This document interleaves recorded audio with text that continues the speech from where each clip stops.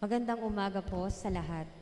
Tayo po ngayon ay nasa ika-17 linggo sa karaniwang panahon at nagdiriwang ng ika-2 pandaigdig na araw ng mga lolo at lola at mga nakatatanda. Ang ating punong tagapagdiwang ay ang ating kura paroko, Reverendo Padre Mark Anthony A. Ramos. At bilang panimula, magsitayo po ang lahat at sumabay sa pag-awit.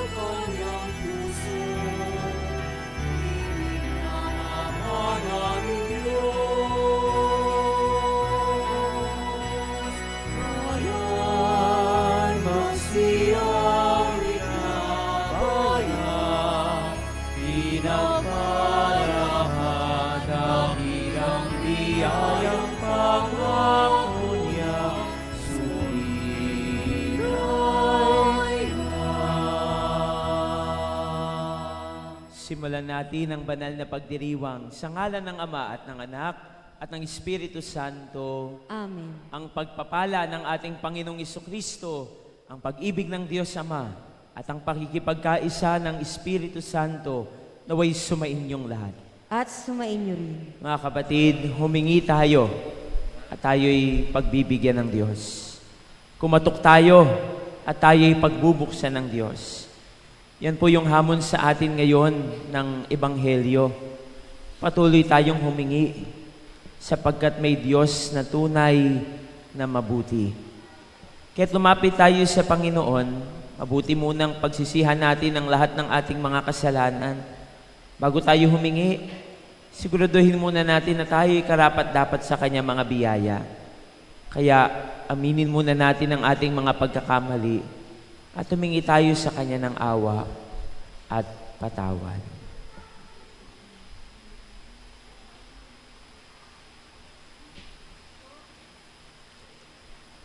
Inaamin ko sa makapangyarihang Diyos at sa inyo mga kapatid na lubha akong nagkasala sa isip, sa salita at sa gawa at sa aking pagkukulang.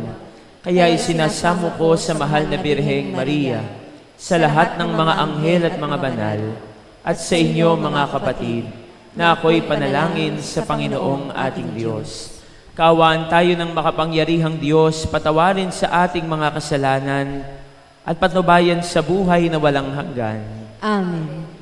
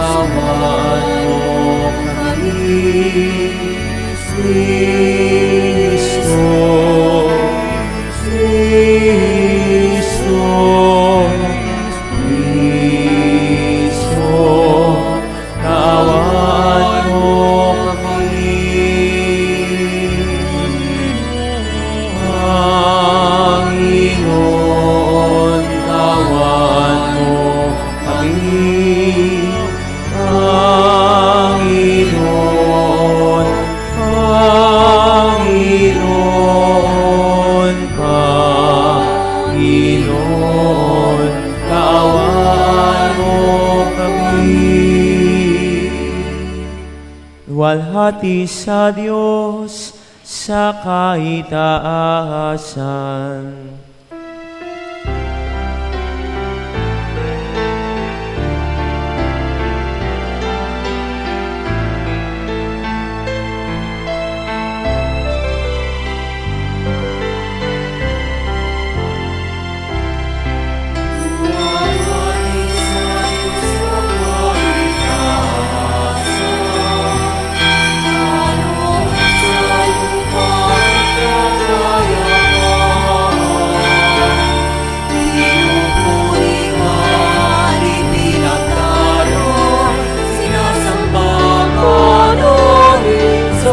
Ilang kalwalhatian, Panginoon ang Diyos sa iyong langit, Amang makapangyarihan, Panginoong Jesucristo, bugtong na anak ng Diyos, Kordero ng Ama, Ikaw na nag-aalis ng mga kasalanan ng sanlibutan. Tanggapin mo ang aming kahilingan, Ikaw na nalulunod sa kanan ng Ama. Maawa ka sa amin, Ikaw lamang ang banal, Panginoon Jesucristo, kasama ng Espiritu, sa walhati ng Ama. Amen, amen, amen, amen.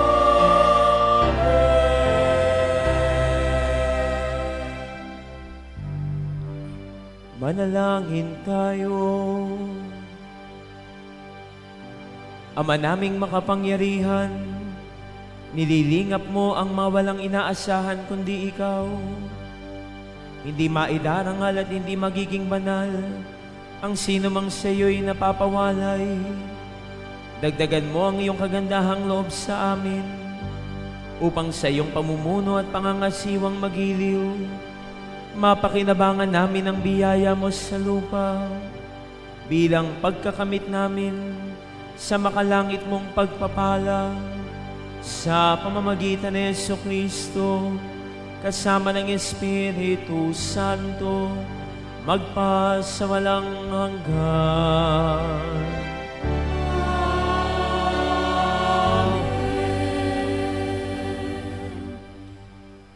Magsiupo ang lahat para sa liturhiya ng salita ng Diyos.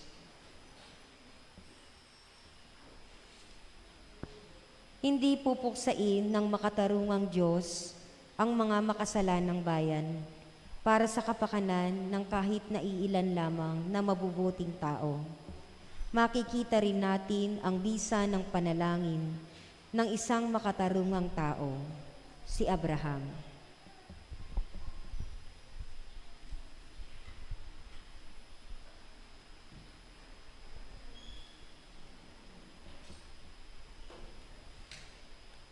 Pagbasa mula sa aklat ng Henesis.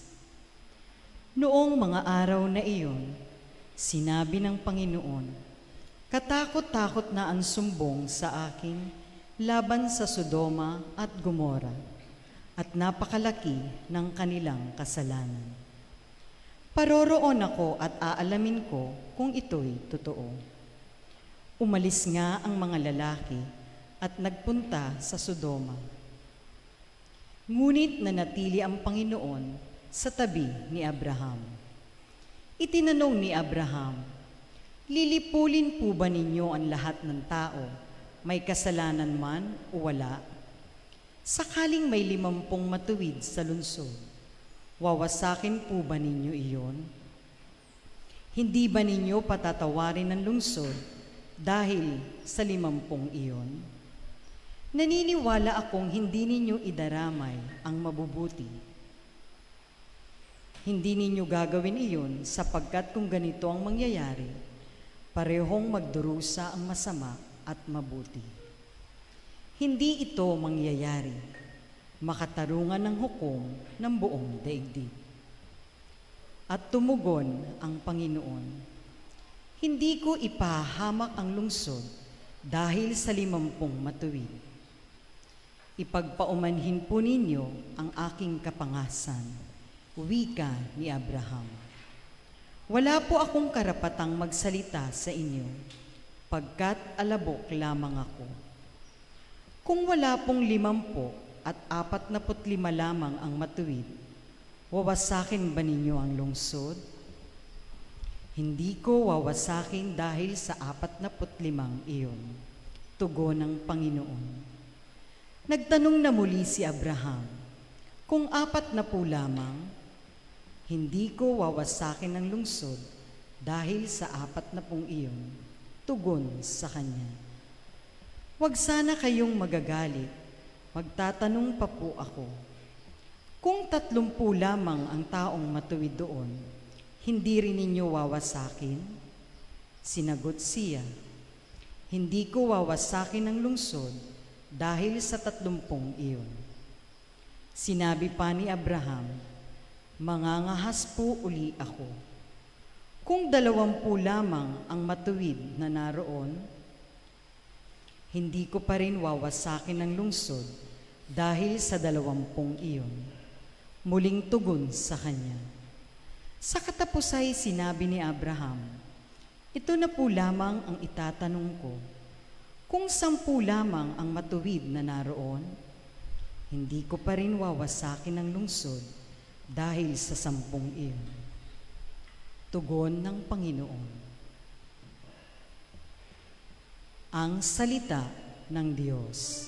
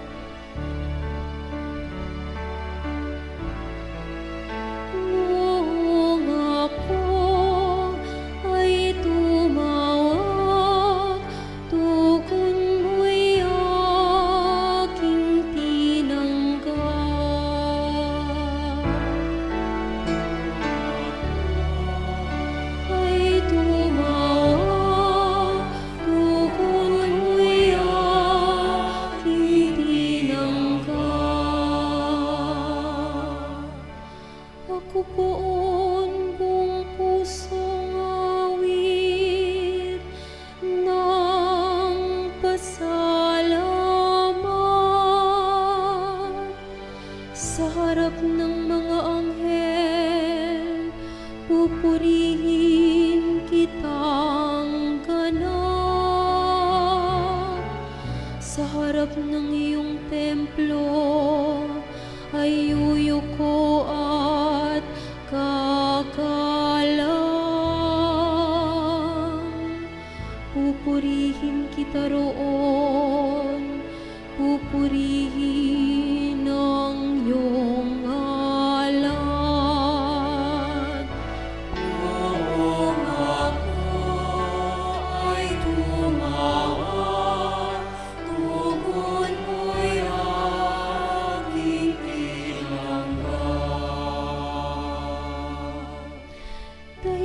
Sa pag-ibig mo at sa iyong katapatan,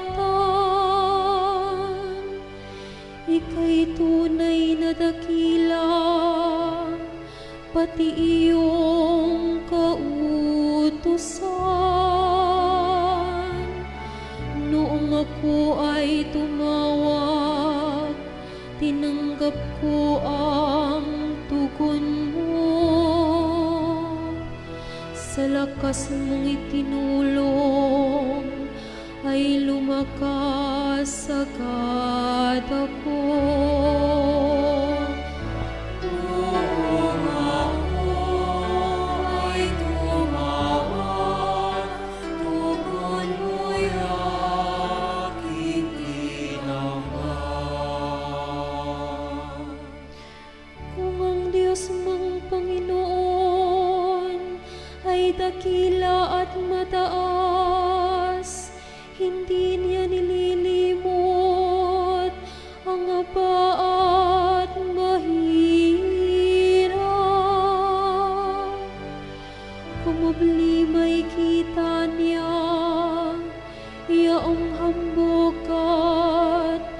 pasikat. Kahit ako'y nababatbat ng maraming suliranin, ako'y walang akam-akam, panatag sa iyong piling. Noong ako'y tumawa, tugon mo'y aking tinaga. Nahahandang harapin mo, mapupusok kong kaaway. Ligtas ako sa piling mo, sa lakas na iyong taglay. Iyong mga pangako mo ay handa mong tupting lahat. Ang dahilan nito poon, pag-ibig mo'y di kukupas, at ang mga sinimulang gawain mo'y magaganap. Noong ako ay tumawag, tugon mo'y aking tinanggap.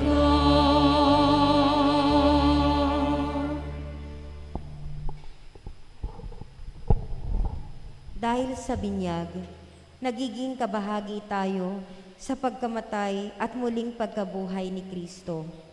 Binago na tayo ng Panginoon at inahamon tayo ngayon ni San Pablo na magbagong buhay kay Kristo.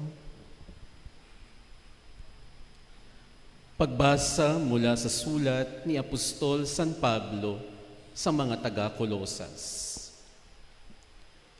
Mga kapatid, noong kayo'y binyagan, nalibing kayong kasama ni Kristo at muling nabuhay na kasama niya dahil sa inyong pananalig sa kapangyarihan ng Diyos na muling bumuhay sa Kanya. Kayong mga hentil na dating patay dahil sa kasalanan ay muling binuhay ng Diyos na kasama ni Kristo. Pinatawad niya tayo sa ating mga kasalanan at pinawalang bisa ang lahat ng kasulatan laban sa atin, pati mga pananagutang kaugnay nito. Pinawi niya ang lahat ng ito nang ipako siya sa krus. Ang salita ng Diyos.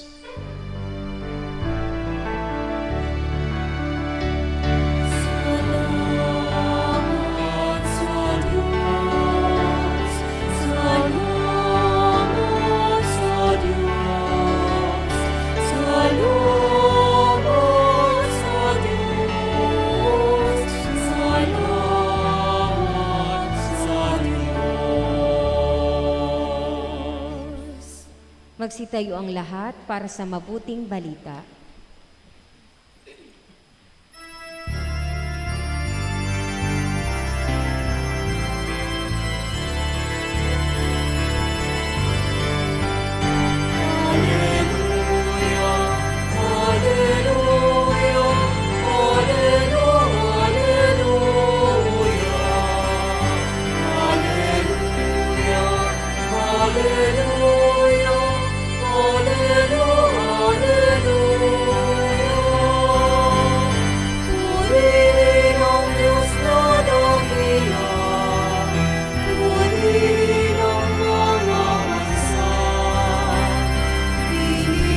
Ng Diyos nilang kawayan sa awa niya pagmamahal.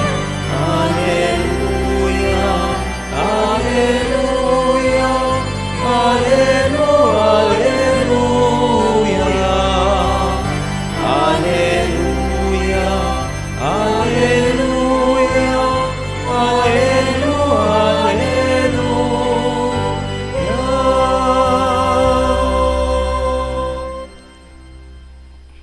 Sumainyo ang Panginoon. At sumainyo rin. Ang mabuting balita ng Panginoon ayon kay San Lucas. Papuri sa iyo, Panginoon.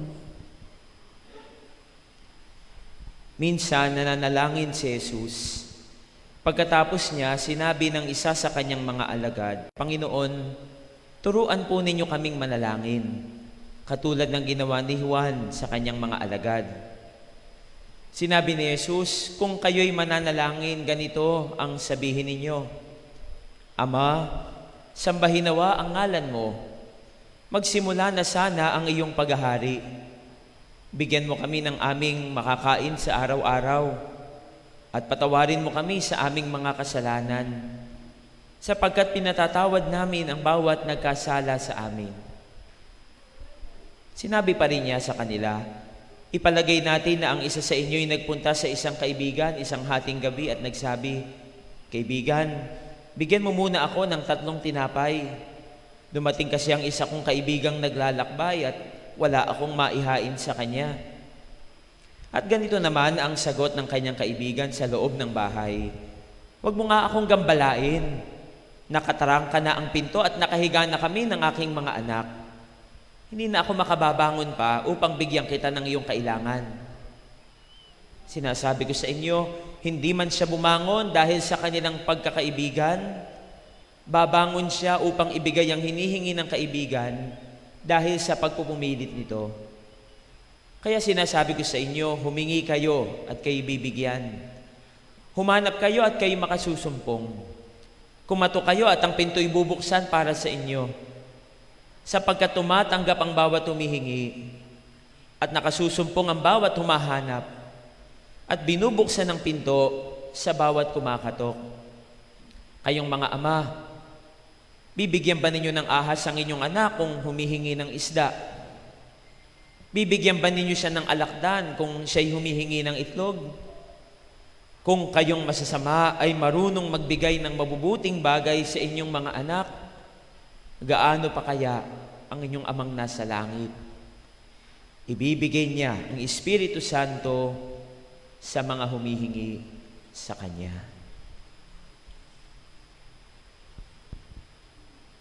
Ang mabuting balita ng Panginoon. Pinupuri ka namin, Panginoong Hesukristo. Magsiupo ang lahat. Palakpakan po natin ang Panginoon. Magandang maga po sa inyong lahat.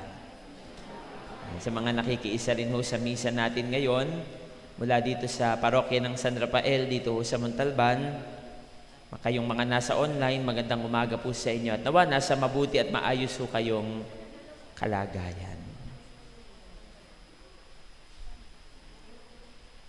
Rosary Month, buwan ng Santo Rosario. Kaya pinatawag ng mga pari yung mga bata na araw-araw magdadasal tayo ng rosaryo. At kapag nagdadasal kayo ng rosaryo araw-araw, sabi ng pari dun sa mga bata, ibibigay ni Lord yung hinihingi ninyo. Kaya nung October 1, tinipon na yung mga bata. Ang daming nagpunta kasi pinatawag sila ni Father. Sabi ni Father, ngayon, humingi kayo kay Jesus. Dahil bago matapos ang buwan, bago mag-October 31, ibibigay ni Jesus yung inihingi ninyo. Basta, araw-araw kayong magro-rosary, ha? Sabi niya doon sa mga bata. Lahat naman ng mga bata umayon.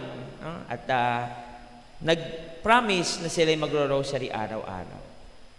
May isang bata doon na nung narinig niya yung sinabi ng pari na humingi daw ng kahit ano at ibibigay daw ni Jesus yun bago matapos. Sabi niya, Lord, bigyan mo naman ako ng bagong mountain bike. Yun ang kanyang hiningi. Kaya yung bata na ito at kasama ng mga bata, araw-araw nagdadasal sila ng rosary. No? Tuwing hapon, nagdadasal sila ng rosary. Pagkatapos ng mga isang linggo, medyo nag-iisip-isip na yung bata, bakit wala pa yung binibigay sa akin ni Jesus na mountain bike? Noong pangalawang linggo, medyo hindi na mapakali yung bata kasi 2 linggo na siyang nagdadasal, wala pa rin yung mountain bike. Kahit gulong, wala pa rin. Noong pangatlong linggo, nagdadasal pa rin sila araw-araw, medyo nagdududa na yung bata. Ibibigay nga ka talaga na ba ni Jesus yung aking mountain bike? Hanggang nung huling linggo na ng October, Nagpupunta pa rin yung bata pero nawawala na siya ng pag-asa na magkakaroon siya ng mountain bike. Dumating na yung dulo nung October, magkakaroon na sila ng prosesyon. Maagang maaga, may prosesyon sila bilang pagtatapos ng buwan ng Oktobre, ng Rosary Month. Hanggang alas 4 ng madaling araw, dahil ang prosesyon nila alas 5, nagkakagulo yung mga tao doon sa loob ng simbahan. Nagkagulo yung mga tao. Bakit? Kasi nawawala yung imahen ni Mama Mary. Yung ipoprosesyon nila bilang pagtatapos ng Rosary Month, nawawala. Kaya kinatok nila si Father, Father, gumising ka dyan. Hindi tayo makapagpuprosesyon ngayon. Nawawala yung imahen na ipoprosesyon natin. E di si Father, napalabas ng kwarto. At hinanap nila, sabi, hanapin natin kung nasaan, baka nahandyan lang yung imahe ni Mama Mary. Kaya maya si Father pumunta doon sa pinaglalagyan ng imahe ni Mama Mary. Hinanap niya doon, nasaan kaya yung Mama Mary? Pero may nakita siya na nakapatong doon sa patungan ni Mama Mary na isang papel. Nakalagay doon, may papel. Kaya binuksan ni Father yung papel. At binasa ni Father yung nakalagay sa papel. Ang nakalagay doon sa papel, Dear Jesus, bakit hindi mo pa binibigay ang mountain bike ko? Kung hindi mo ibibigay yung mountain bike ko, bago matapos ang araw, hindi ko rin ibabalik sa iyo ang nanay mo. Walang Diyo. Hinostage pa si Mama Mary. Ano? Para lang makuha yung mountain bike. Kwento lang ho yun, pero magandang tingnan natin yung pag-iisip ng bata. Magandang makita natin yung mindset. Mindset ba, no? Ng bata.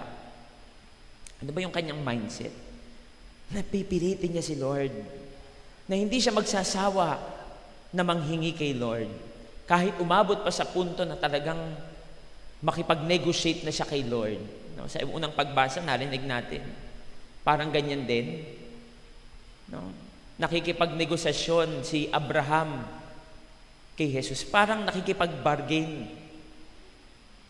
Sabi ng Panginoon, yung Sodoma at Gomora ay gugunawin ko na. Pero anong sabi ni Abraham? Kung may 50 tao ho ba na mababait doon, tutuloy nyo pa rin yung paggunaw ninyo. Sabi ng Panginoon, hindi. Kung may 45, hindi. Hayaan nyo magtanong pa ho ako, ha? Wag ho kayong magagalit, ha? Kung may 30 na mababuting tao, gugunawin nyo pa rin o ba? Hindi, sabi ng Panginoon. 20. Hindi pa rin. 10 na lang. Kung may 10, gugunawin nyo pa rin. Nakipag-bargain siya kay Lord. Nakipag-bargain si Abraham kay Yahweh. Hindi siya natakot. Hindi siya nagdalawang isip na makipag-usap sa Panginoon at sabihin sa Panginoon yung kanyang nilalaman ng puso. Siguro yun yung unang magandang tingnan natin ngayon. Ang tanong ng mga tao kay Jesus, sabi nila, Panginoon, turuan mo naman kami magdasal. Lord, teach us how to pray, sabi niya. Teach us how to pray. At anong ginawa ng Panginoon? Tinuruan niya sila kung paano magdasal. Narinig natin, ang itinuro sa kanila, Ama namin. Pero hindi lang sapat yung tinuruan ni Jesus yung kanyang mga alagad kung ano yung sasabihin. Higit pa sa kung ano yung sasabihin natin, ang mas mahalaga, ano ba yung puso natin kapag tayo ay lumalapit sa Panginoon? Ano ba yung laman ng puso natin kapag kayo nagdadasal? Ano ba yung laman ng puso ninyo? Paano ba kayo nananalangin? Minsan ang iniisip natin kung ano yung sasabihin natin kay Lord. Kaya gano'n na lang yung tanong ng mga alagad. Ano po yung aming sasabihin? Kasi nakita na si Jesus nagdadasal. So, sabi nila, naku, si Jesus nagdadasal. Turuan mo naman kami, ano yung sinasabi mo? Ano yung pakikipag-usap mo sa Ama? Tinuruan nga nila siya. At tinuruan nga nila ni Jesus sila na manalangin. Walang problema doon. Pero sabi ng Panginoon, higit pa sa dapat ninyong malaman kung ano yung sasabihin ninyo. Mahalaga ano yung disposisyon ninyo. Mga kapatid, yun yung unang tingnan natin. Minsan yun ang pinag-iisipan natin maigi. Ano ba yung sasabihin ko kay Lord? Ano ba yung sasabihin ko kay Lord? Paano nga ba talaga ako magdadasal? Minsan lumapit sa akin, Father, nung nag-uumpisan, hindi ho ako marunong magdasal. Aga niya kaagad sinabi sa akin, habang nangungumpisan, hindi po ako marunong magdasal. Hindi ko po kabisado yung ama namin. Baka pagdasalin po ninyo ako ng Abagi Noong Maria, hindi ko kabisado yan. Pati po yung luwalhati, hindi ko kabisado yung mga sinasabi nilang dasal. Sabi ko sa kanila, huwag kang mag-alala. Hindi naman kabisaduhan ng pagdadasal. Hindi dahilan na hindi mo kabisado yung dasal para hindi ka magdasal. Ang mahalaga, kausapin mo si Lord. Kausapin mo ang Diyos na parang tatay mo. Kausapin mo ang Diyos na parang ikaw yung kanyang anak. Dahil tayo naman talaga yung mga anak niya. Paano mo ba kinakausap yung tatay mo? Ganun mo kausapin ang Diyos. Mga kapatid, unang magandang tingnan natin, hindi yan sa kalaman ng iyong dasal. Hindi yan sa kung anong salita. Bago mo pahingin, alam na ng Diyos yung hihingin mo. Alam mo ba yon? God knows what is in your heart even before you ask of them. Alam na ni Lord. Pero ano sabi niya? Humingi ka. Humingi ka. Sabihin mo sa akin. Alam ko, pero sabihin mo sa akin. Ano bang dahilan? Ano bang maganda doon? Bakit ba pinahihingi pa ni Lord? Kung alam naman na ni Lord yung dasal natin, alam na naman niya yung laman ng puso natin, bakit kailangan pa nating sabihin? Kasi gusto ng Panginoon na lumapit tayo sa Kanya. Gusto ng Panginoon na magpakumbaba tayo sa paglapit sa Kanya. Di ba? Gusto ng Diyos na lumapit tayo. Minsan ganyan yung iniisip natin, oh Lord, alam mo na yung mga bagay na gusto ko ha, hindi na kita kailangan puntahan sa simbahan, hindi na kita kailangan lapitan, hindi na kailangan lumuhod pa sa harap mo. Alam mo na naman yung lamang alam ko eh. Hindi ganon. Sabi ng Panginoon, hindi kayo, lumapit kayo. Humingi kayo. Kumato kayo. Pangalawa, magandang makita natin, ano ba yung kailangan disposisyon? Yung pagtsatsaga. Una, yung pagtsatsaga. Matyaga ba kayong magdasal? O kapag hindi na ibinigay ni Lord yung inyong dasal, tama na, hindi na. Humusuko na ba kaagad tayo? Kaya mo bang magtiyaga sa pananalangin? Tapos na yung nobina. Wala pa yung tinatanggap ko, yung hinihingi kong blessing.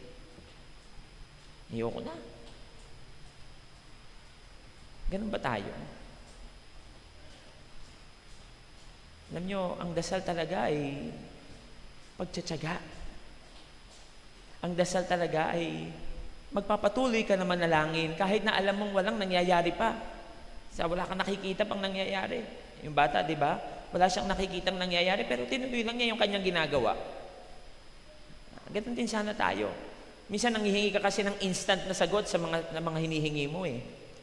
Pero alam nyo ba, lahat ng mga dasal, alam nyo, sinasagot ng Diyos. Lahat ng mga dasal, sinasagot ng Diyos. Pero minsan, hindi naman sa paraan na hinihingi talaga natin. Hindi sa paraan na kung ano yung mismong hiningi mo sa Kanya. Minsan sinasagot ni Lord, oo yan, bibigay ko sa iyo kung ano yung hiningi mo. Pero minsan, ang sagot ni Lord, iba sa hiningi natin.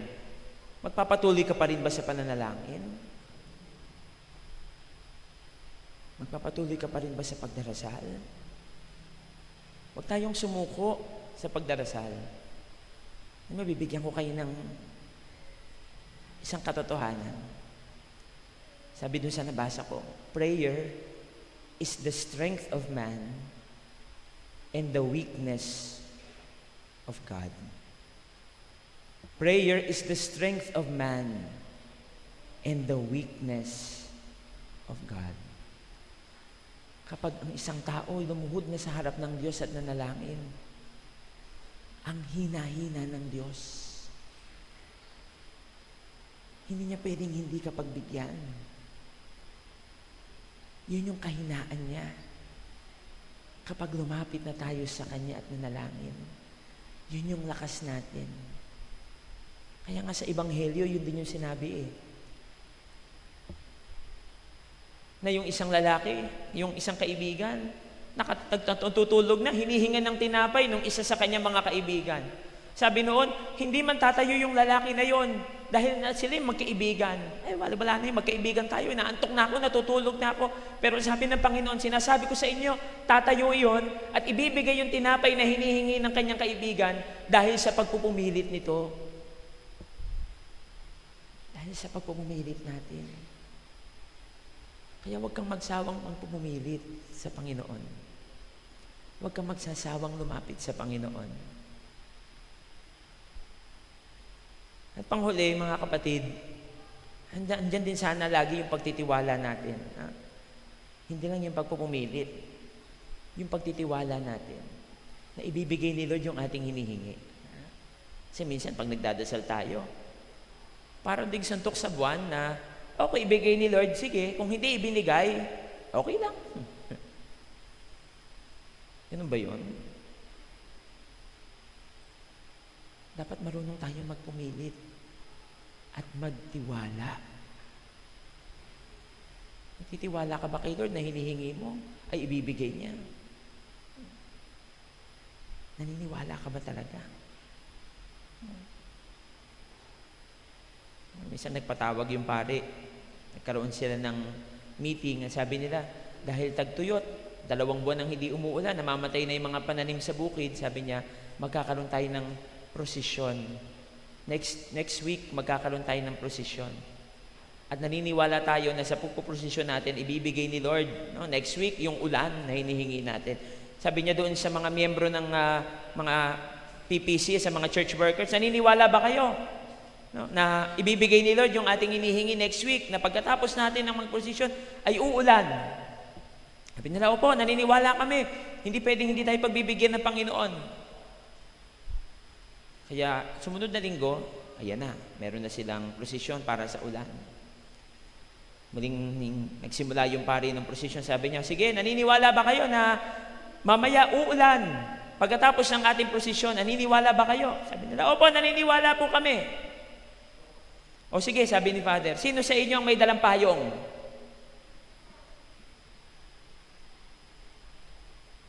Wala.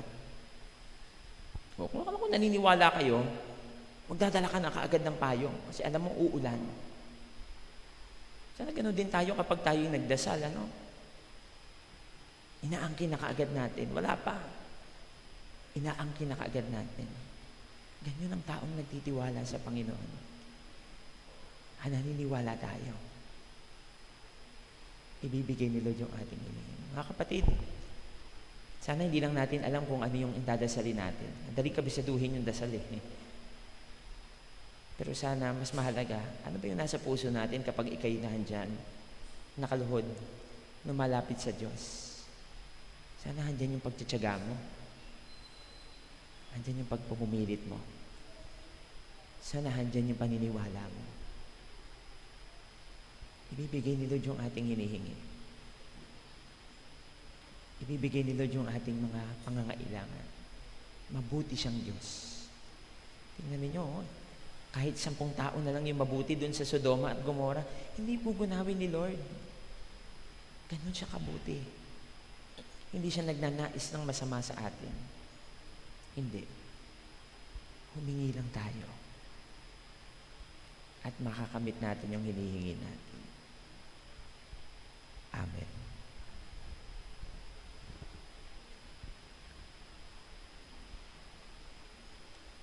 Tumayo tayo, ipahayag natin ang ating pananampalataya. Sumasampalataya ako sa Diyos amang makapangyarihan sa lahat, na may gawa ng langit at lupa. Sumasampalataya ako kay Hesukristo, iisang anak ng Diyos, Panginoon nating lahat. Nagkatawang tao siya na lang ng Espiritu Santo, ipinanganak ni Santa Mariang Birhen, pinagpakasakit ni Poncio Pilato, ipinako sa krus, namatay, inilibing, nanaog sa kinaroroonan ng mga yumao, nang may 3 araw na buhay na maguli, umakyat sa langit, naluluklok sa kanan ng Diyos amang makapangyarihan sa lahat. Doon magmumula paririto at uhukom sa nangabubuhay at nangamatay na tao. Sumasampalataya naman ako sa Diyos Espiritu Santo, sa banal na simbahang Katolika, sa kasamahan ng mga banal, sa kapatawaran ng mga kasalanan, sa pagkabuhay na maguli ng namatay na tao, at sa buhay na walang hanggan. Amen. Tinuturuan tayo ni Jesus na buong tiwala tayong manalangin sa Ama. Idulog natin sa Kanya ang ating mga kahilingan at ang kahilingan ng buong simbahan. Buong pagtitiwala tayong mananalangin, Ama, dinggin mo ang iyong bayan. Ama, dinggin mo ang iyong bayan.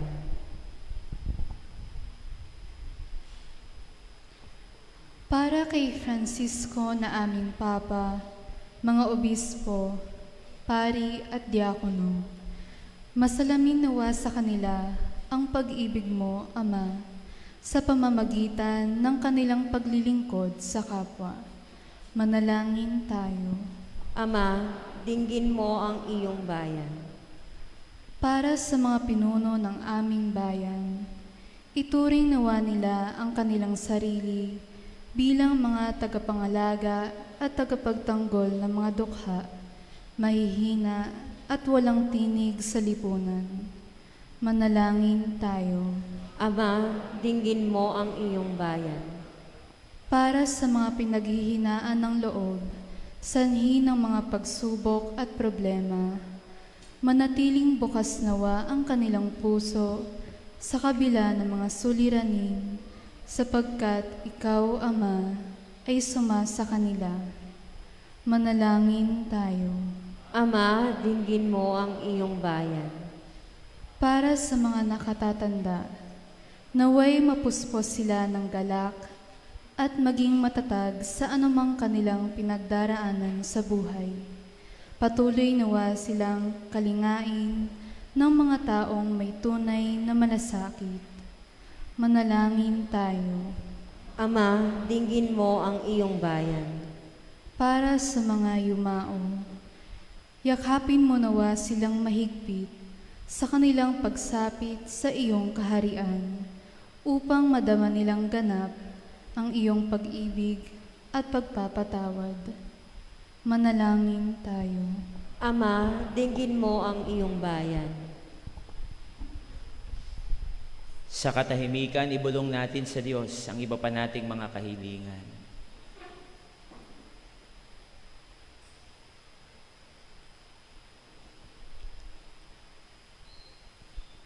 Ama, ipagkaloob mo ang kahilingan ng iyong mga anak. Tulungan mo kaming lumagos sa pag-ibig at paglilingkod sa isa't isa.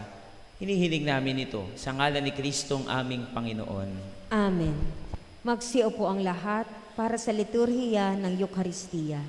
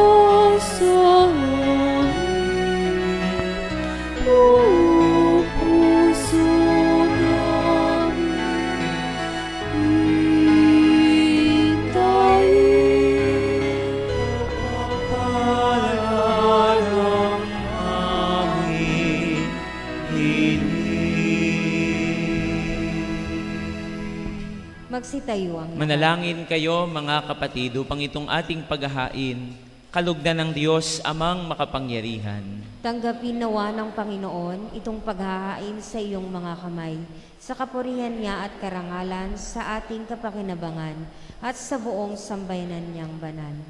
Ama naming lumikha, tanggapin mo ang mga alay na sa iyo rin nagmulang, at ngayoy aming inihanda sa iyong dambana, upang sa aming ginaganap na pagdiriwang, ang iyong paglingap ay magtaguyod sa tanan, at magpabanal sa aming pamumuhay sa kasalukuyan, at magakay sa amin sa ligayang walang katapusan, sa pamamagitan ni Jesucristo, kasama ng Espiritu Santo, magpasawalang hanggan. Sumainyo ang Panginoon. At sumainyo. Itaas sa Diyos ang inyong puso at diwa. Itinaas na namin sa Panginoon. Salamatan natin ang Panginoong ating Diyos. Marapat na siya ay pasalamatan. Ama naming makapangyarihan, tunay ngang marapat na ikaw ay aming pasalamatan sa pamamagitan ni Jesucristo na aming Panginoon. Lubhang nabagbag ang kanyang loob sa pagkakamali ng tao sa sansinukob. Kaya't binabuti niyang siya'y ipanganak ng birheng bukod mong pinagpala sa babaeng lahat. Sa labi ng imbing kamatayan, kami ay inagaw ng namatay mong anak. Sa pagkabuhay niya kami kanyang binuhay, upang kaugnayan namin sa iyo'y wag magwakas. Kaya kaisa ng mga anghel na nagsisiawit ng papuri sa iyo, nang walang umpay sa kalangitan, kami nagbubunyi sa iyong kadakilaan.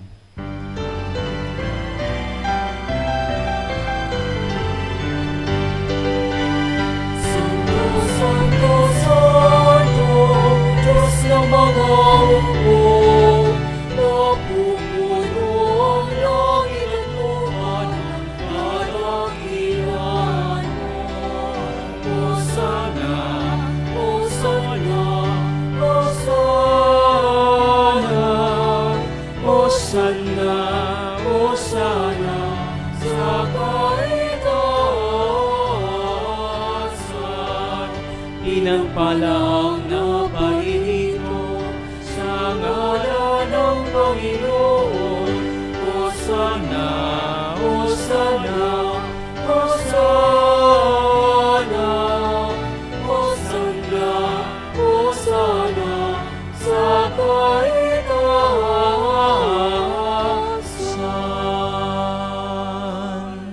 Magsiluhod ang lahat. Ama naming banal, ikaw ang bukal ng tanang kabanalan. Kaya't sa pamamagitan ng iyong Espiritu, gawin mong banal ang mga kaloob na ito, upang para sa amin maging katawan at dugo ng aming Panginoong Jesucristo.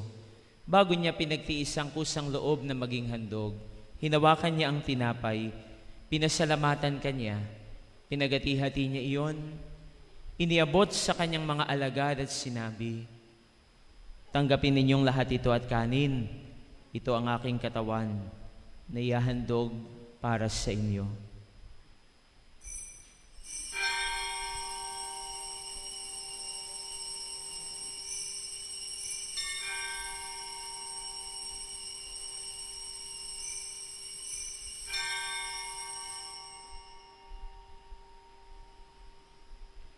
Gayon din naman, nung matapos ang hapunan, hinawakan niya ang kalis, muli kanyang pinasalamatan. Iniabot niya ang kalis sa kanyang mga alagad at sinabi, tanggapin ninyong lahat ito at inumin. Ito ang kalis ng aking dugo, ng bago at walang hanggang tipan. Ang aking dugo na ibubuhos para sa inyo at para sa lahat, sa ikapagpapatawad ng mga kasalanan. Gawin ninyo ito sa pag-alala sa akin.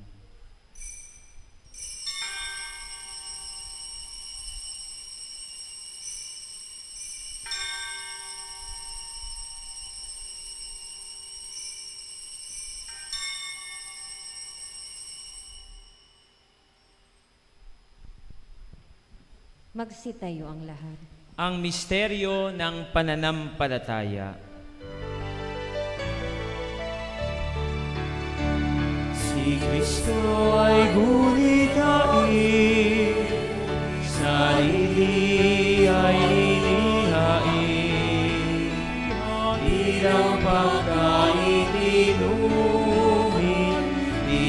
Isasalwa natin hanggang sa siya'y dumating. Hanggang sa siya'y dumating. Ama, ginagawa namin ngayon ang pag-alala sa pagkamatay at muling pagkabuhay ng iyong anak. Kaya't iniaalay namin sa iyo ang tinapay na nagbibigay buhay at ang kalis na nagkakaloob ng kaligtasan. Kami nagpapasalamat dahil kami iyong minarapat na tumayo sa harap mo para maglingkod sa iyo. Isinasamo namin kaming magsasalo-salo sa katawan at dugo ni Kristo ay mabuklod sa pagkakaisa sa pamamagitan ng Espiritu Santo. Ama, lingapin mo ang iyong simbahan laganap sa buong daigdig. Puspusin mo kami sa pag-ibig kaysa ni Francis na aming Santo Papa, ni Francisco na aming Obispo, ni Noli ang kanyang katuwang na Obispo at ng Tanang Kaparian. Alalahanin mo rin ang mga kapatid naming nahimlay nang may pag-asang sila'y muling mabubuhay, gayon din ang lahat ng mga pumanaw. Kaawaan mo sila at patuloyin sa iyong kaliwanagan. Kaawaan mo at pagindapatin kaming lahat na makasalo sa iyong buhay na walang wakas, kaysa ng mahal na Birheng Maria na Ina ng Diyos, ng kanyang kabiyak ng pusong si San Jose, kaysa ng mga apostol ni San Rafael Arcangel at ng lahat ng mga banal na namuhay dito sa daigdig ng kalugod-lugod sa iyo, maipagdiwang nawa namin ang pagpupuri sa ikararangal mo sa pamamagitan ng iyong anak na aming Panginoong Heso Kristo.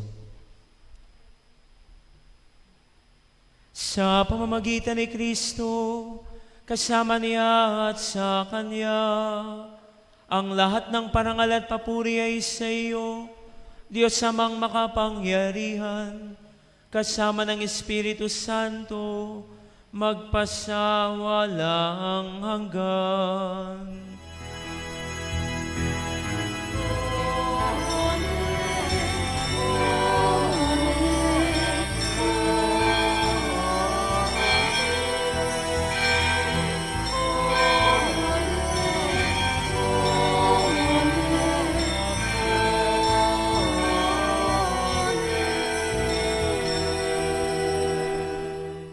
Humingiraw tayo at tayo'y bibigyan. Kumatok tayo at tayo'y pagbubuksan. Sama-sama tayong mananalangin. Lakas loob yung ating mga kahilingan. Ibulong natin sa Ama natin.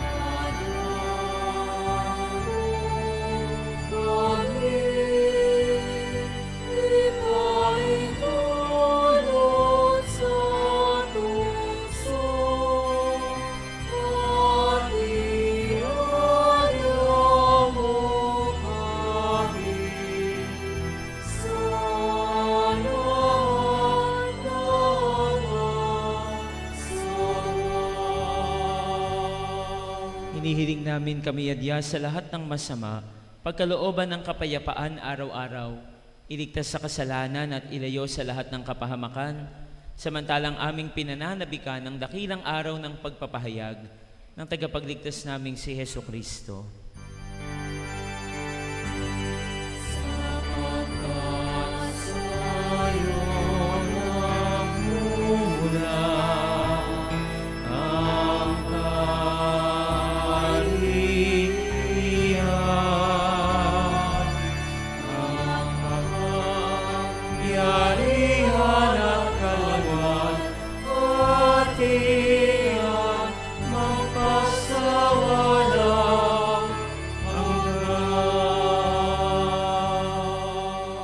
Panginoong Jesucristo, sinabi mo sa iyong mga apostol, kapayapaan ang iniiwan ko sa inyo, ang aking kapayapaan ang ibinibigay ko sa inyo. Tunghayan mo ang aming pananampalataya at huwag ang aming pagkakasala. Pagkalooban mo kami ng kapayapaan at pagkakaisa ayon sa iyong kalooban, kasama ng Espiritu Santo, magpasawalang hanggan. Amen. Ang kapayapaan ng Panginoon ay laging sumainyo. At sumainyo Bigayan rin. po tayo ng kapayapaan sa isa't isa. Peace be with you po.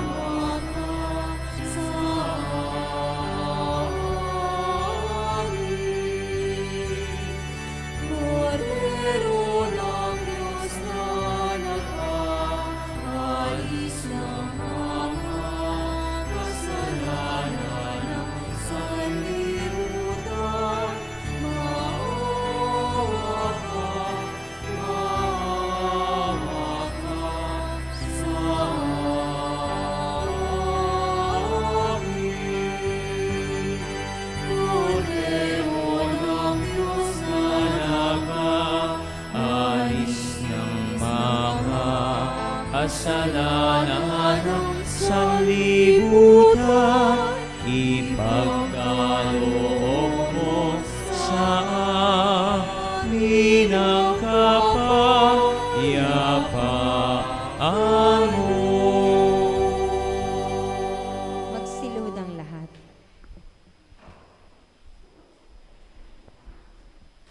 Narito si Jesus, ang kordero ng Diyos, na nag-aalis ng mga kasalanan ng sanlibutan, mapapalad ang mga inaaniyahan sa kanyang banal na piging. Panginoon, hindi ako karapat-dapat na magpatuloy sa iyo, ngunit sa isang salita mo lamang ay gagaling na ako.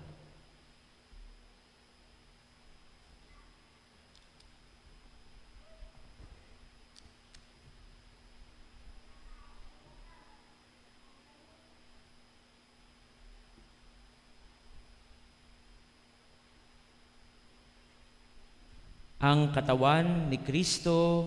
Amen. Amen.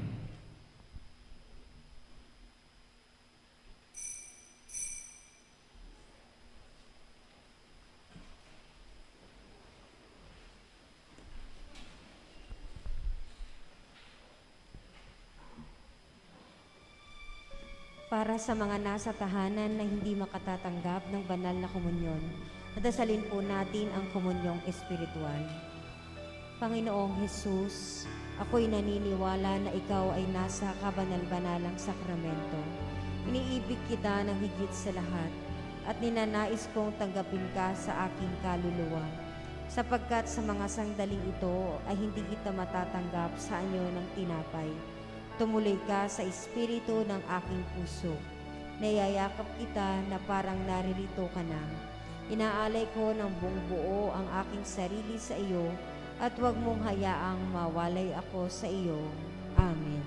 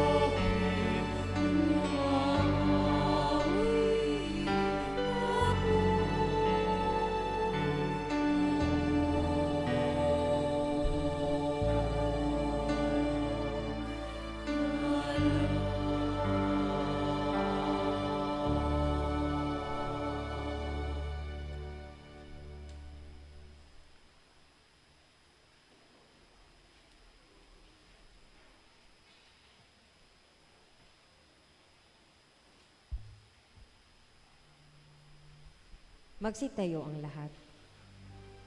Manalangin tayo. Ama naming mapagmahal, pinagsaluhan na namin sa banal na pakikinabang ang alaalang walang kupas ng iyong anak na nagalay ng sarili niyang buhay para sa aming kaligtasan. Ipagkaloob mong ito'y magdulot ng pagunlad sa ipinamana niya sa aming pagdiligtas bilang tagapamagitan kasama ng Espiritu Santo magpa sa walang hanggan.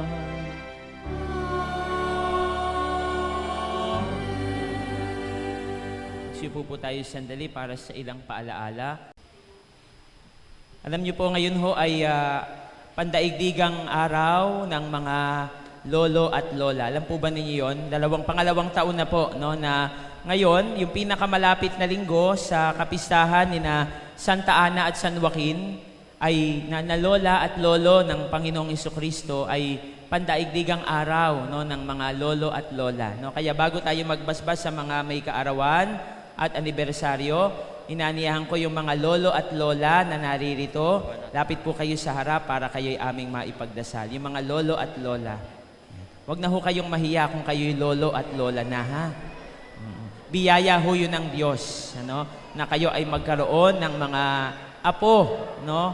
Na magpapatuloy, no, ng inyong kabutihan. No, ayan. Lapit ho kayo. Huwag ho kayong matakot lumapit. Lapit ho kayo. Ayan.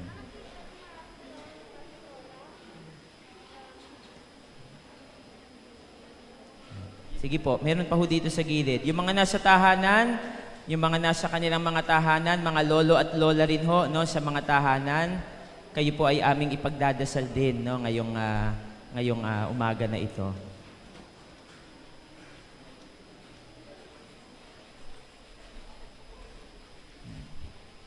Yung mga nasa upuan, itaas natin yung ating kamay patungo sa ating mga lolo at lola.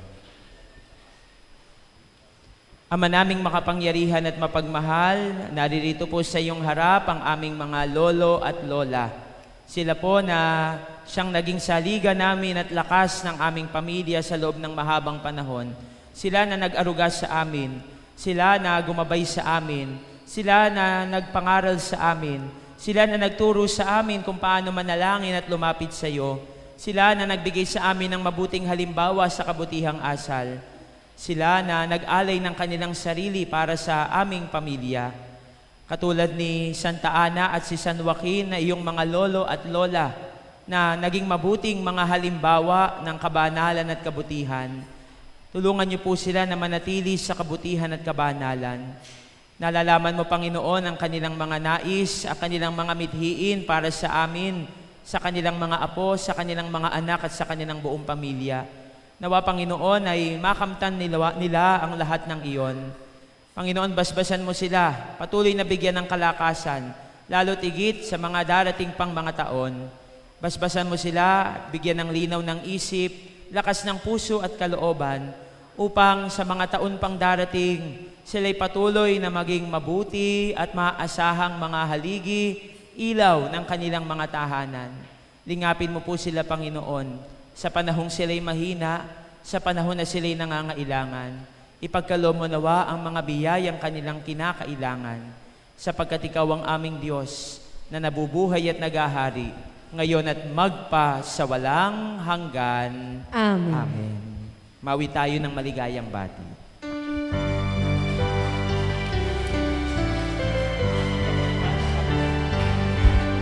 Maligayang bati, maligayang bati, maligayang, maligayang, maligayang bati, maligayang bati, maligayang bati.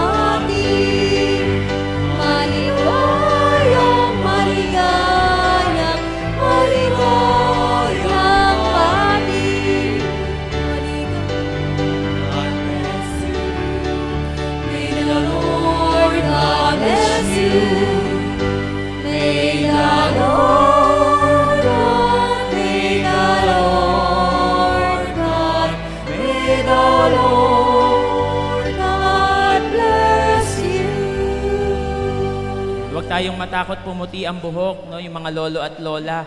Yan ay simbolo ng ating mga sakripisyo, kung gaano natin iniala yung ating sarili sa Panginoon. Yung mga puting buhok na yan, yan yung mga kayamanan o perlas natin ng paalala ng ating pagmamahal sa ating mga pamilya. Amen? Amen. Ano, kaya batiin niyo yung ating mga lolo at lola na Happy Grandparents Day. Ano? Yan. Palakpakan po natin ang mga lolo at lola. Mga nagdiriwang ng kaarawan at anibersaryo ng kasal, ngayong araw na ito, lipo kayo sa harap para kayo aming maisama sa panalangin. Mga nagdiriwang ng kaarawan at anibersaryo, siyama natin sa ating mga panalangin, sina Simon Jake Berenguela, isa po sa ating mga lectors, si Ryan Joshua Fernandez, Knights of the Altar, si Charbel Palmiano, isa po sa ating SOCOM, happy birthday, at kay Princess May Amar, no, sa SOCOM din po siya. Ganon din, birthday din ni na Evelyn Cruz, CWL, birthday din ng aking lola, no, si Sotera Anyo, no. Ganon din ni Evelyn Cruz, isa po sa CWL, si Rain Maliksi, happy birthday, at si Maylene Morales, maligayang bati. Birthday din ni Visitacion Tising, happy birthday kay Bernalisa Rafaela, at maligayang bati rin kay Rica May Banal. Birthday din ni Zoe Alexandra Buena, birthday ni Jenna de Guzman, maligayang bati po sa inyong lahat. Anibersaryo rin ngayon sa kasal ni na Raymond at Mary Ann Fernandez. Ama naming makapangyarihan at mapagmahal, salamat sa biyaya ng buhay na iyong ipinagkakaloob sa aming mga kapatid na nagdiriwang ng kaarawan, anibersaryo ng kasal. Patuloy niyo silang puspusin ng biyaya at pagpapala, ilayo sa anumang kapahamakan, sa panganib, sa karamdaman, sa kasalanan na magpapalayo sa kanila sa iyong pagmamahal. Panginoon, nalalaman mo ang kanilang hinihingi at ipinagdarasal, ipagkaloob mo nawa po ang mga yun sa kanila, kung ito'y para sa kanilang kabutihan, at ayon na rin sa iyong kalooban. At ang aming samod dalangin sa paglipas pa ng mga taon, sila'y patuloy na lumagos sa pananampalataya, pag-asa at pag-ibig, upang patuloy na makapaglingkod sa iyo at sa kapwa. Sa ngalan ni Kristo na aming Panginoon. Amen.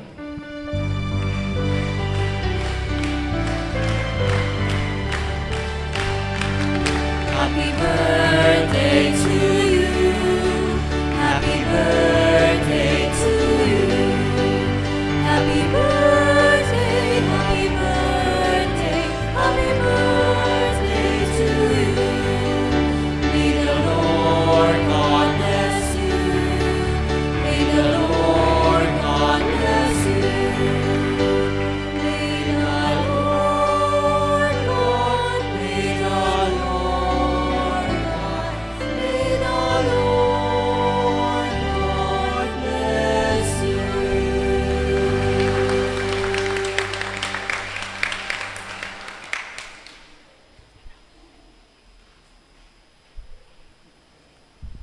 Palakpakan po natin ang mga may kaarawan. Maligayang bati po sa inyo. Yung mga nasa tahanan, maligayang bati rin po sa inyo. Sumainyo ang Panginoon. At sumainyo. Pagpalain kayo ng mapagmahal na Diyos, Ama at Anak at Espiritu Santo. Amen. Huwag tayong tatamarin, mawawalan ng pagtsatsaga na manalangin.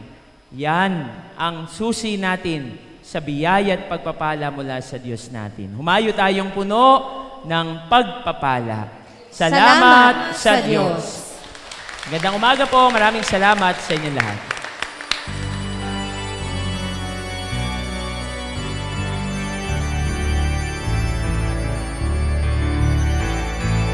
Ngayon at ipahayag kanyang kagalingan nawa. Sa buhay pag-ibig at katarungan, ganda ng kanyang kaharian. Sa panahon tingang ang lupa, sa panahon ang anin sa gana, sa panahon ng digmaan at kaguluhan, sa panahon ng kapayapaan.